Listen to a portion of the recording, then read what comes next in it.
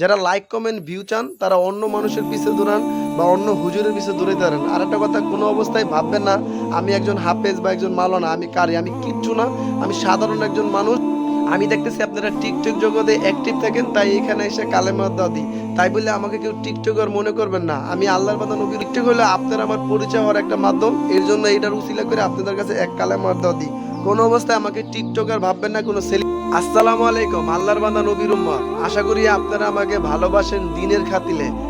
এই বাহ্যিক সুরাত দ্বারাও দেখেন না বা অন্য কোনো অবস্থার কারণে আমাকে ভালোবাসেন না, একমাত্র দিনের খাতিলে ভালোবাসেন। আমি আল্লাহর গোলাম, আপনিও আল্লাহর গোলাম, আমরা এক কালেমার দাওয়াত দিব একসাথে।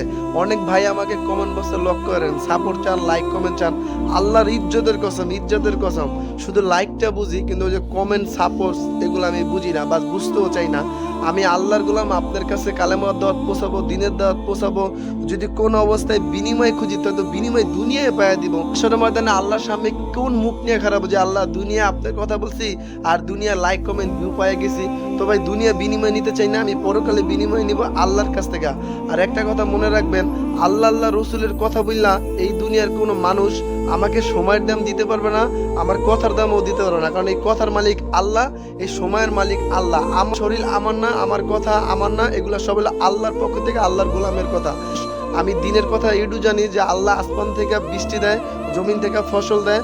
এই দিনের পরে রাত আল্লাহ দিবে, রাতের পরে দিন আল্লাহ দিবে, সবকিছুর মালিক একমাত্র আল্লাহ।